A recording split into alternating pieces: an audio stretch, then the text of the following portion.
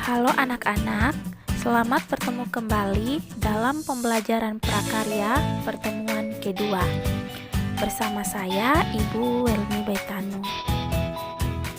Mari kita awali pembelajaran kita hari ini dengan sama-sama berdoa menurut kepercayaan kita masing-masing. Berdoa mulai, berdoa selesai. Untuk lebih semangat lagi, mari kita lakukan tepuk PPK.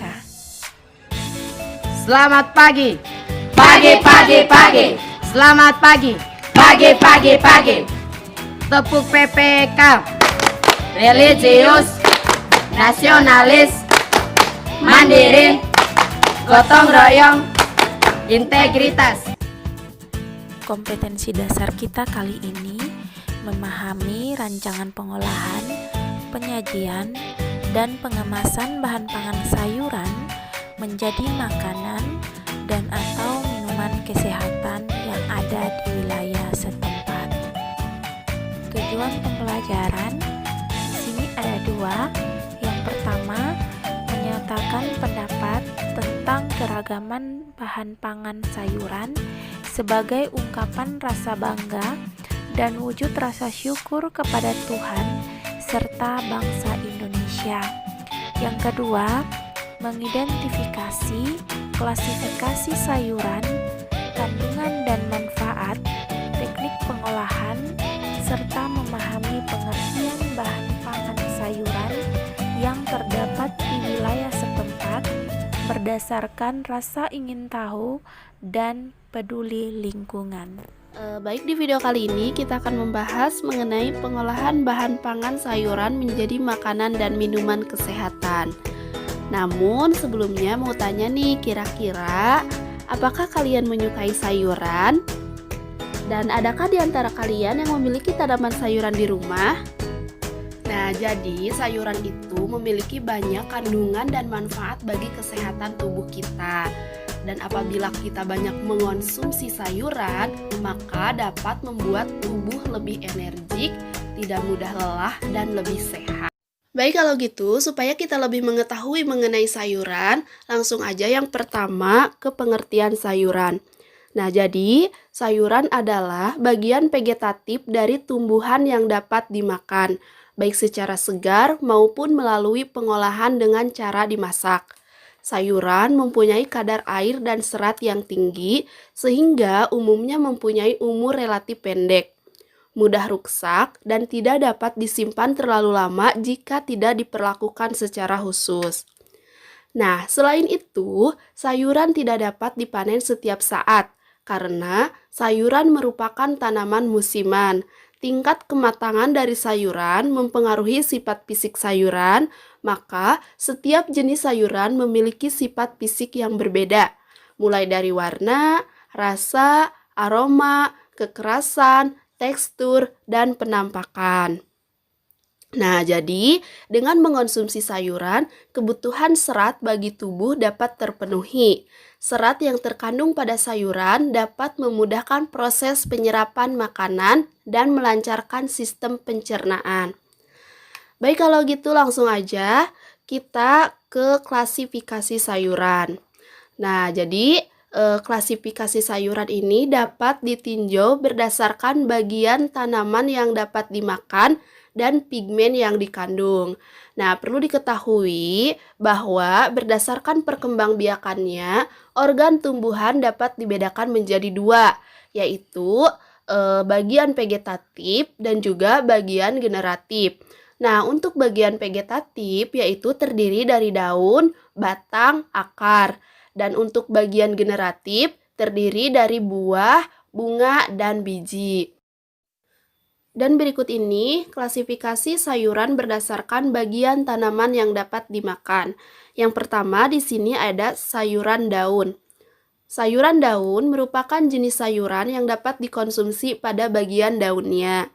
Sayuran daun dengan kualitas bagus adalah jika bagian daunnya utuh, tidak berlubang dan tidak busuk, serta batang dan daun berwarna segar. Nah, kira-kira apa sih contoh dari sayuran daun? Nah, Untuk contoh sayuran daun, diantaranya di sini ada bayam, kangkung, sawi, kubis, daun kemangi, daun melinjo, daun singkong, pokcai, poh-pohan, dan daun selada. Dan kalian bisa cari lagi contoh dari sayuran daun. Nah, untuk selanjutnya di sini juga ada sayuran batang. Jadi, sayuran batang yang dimanfaatkan adalah bagian batang dari tumbuhan yang terdiri dari buku dan ruas. Buku merupakan tempat menempelnya daun. Memilih sayuran batang yang baik biasanya batang yang masih muda, berwarna cerah, muda, dan bersih, serta tidak busuk. Nah, adapun contoh sayuran batang diantaranya yaitu asparagus, rebung, paku, dan seledri. Next, selanjutnya yaitu sayuran akar. Nah, untuk sayuran akar berupa umbi-umbian, karena umbi merupakan akar menggembung. Sayuran akar banyak mengandung karbohidrat dan berbagai nutrisi sehat lainnya. Sayuran akar yang baik adalah yang sudah berumur cukup, ukurannya besar, tidak tumbuh tunas, dan tidak ada bagian yang membusuk. Nah, kira-kira contoh sayuran akar apa aja sih? Nah, untuk contoh sayuran akar diantaranya yaitu kentang, wortel, lobak, bit, talas, ubi kayu, ubi jalar. Lanjut yaitu sayuran polong. Jadi sayuran polong yang dimanfaatkan tidak hanya pada bagian polongnya, tetapi kulitnya bisa ikut dimakan juga. Kualitas sayuran polong yang baik biasanya yang muda. Biji sayuran tidak menonjol dan kulitnya masih lurus. Warna buah terlihat segar dan tidak ada bagian yang rusak. Nah, adapun contoh sayuran polong diantaranya yaitu buncis, kapri, kacang panjang, kacang merah, dan kedelai. Lanjut yaitu sayuran bunga.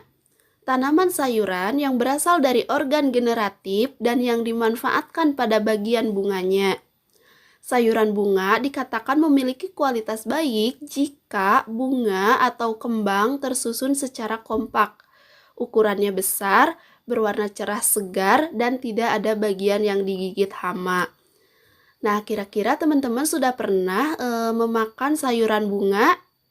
Nah, baik, langsung aja ya ke contoh sayuran bunganya seperti apa sih gitu. Karena pasti teman-teman juga sudah mengenalnya gitu.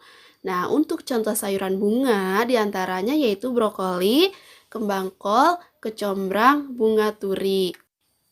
Baik, selanjutnya yaitu ada sayuran buah. Jadi sayuran buah dihasilkan dari penyerbukan dan pertumbuhan yang terjadi pada organ bunga, sehingga yang dimanfaatkan bagian buahnya.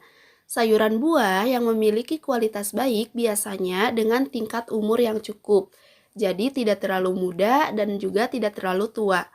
Berukuran besar dan sayuran buahnya berwarna cerah, segar, serta tidak ada bagian yang busuk. Nah, adapun contoh sayuran buah diantaranya yaitu tomat, cabai, paprika, timun, terong, pare, labu siam, jagung, oyong. Nah, lanjut. Di sini juga ada sayuran umbi batang. Untuk sayuran umbi batang adalah batang yang tumbuh ke dalam tanah. Ujung batang membengkak membentuk umbi karena penimbunan makanan. Pada permukaan tanaman umbi batang terdapat daun yang berubah menjadi sisik dan pada ketiak sisik terdapat mata tunas sebagai calon tumbuhan baru. Dan dalam memilih umbi batang yang baik adalah sayuran umbi sudah cukup umur, berukuran besar, tidak tumbuh tunas, dan bagian luar tidak ada yang busuk. Nah, adapun untuk contoh sayuran umbi batang diantaranya yaitu singkong, talas, ubi jalar, gadung, gambili, dan umbi bibit. Oke, lanjut. Selanjutnya yaitu di sini ada sayuran umbi lapis. Nah, sayuran umbi lapis yaitu sayuran yang tumbuh di bawah permukaan tanah dan menghasilkan lapisan umbi tebal, rimbun, sudah berumur cukup, dan menembak di atas tanah. Nah, adapun untuk contoh sayuran umbi lapis diantaranya yaitu bawang merah, bawang putih, bawang bombay, dan bawang perai, kemudian adas. Dan yang terakhir yaitu sayuran jamur. Sayuran jamur secara ilmiah bukanlah tumbuhan, tetapi bagian cendawan dapat dimakan sehingga digolongkan sebagai sayuran. Sayuran jamur yang baik adalah yang masih muda, bersih, dan tidak ada bagian yang rusak, terkena hama, atau busuk. Nah, adapun contoh sayuran jamur diantaranya yaitu jamur merang, jamur kancing, jamur tiram, jamur kuping. Nah, itu dia klasifikasi sayuran berdasarkan bagian tanaman yang dapat dimakan. Mari kita akhiri video ini dengan bersama-sama melakukan yel-yel SPAN12. Mana semangatmu? Ini semangatku. Mana? Ini. Mana? Ini.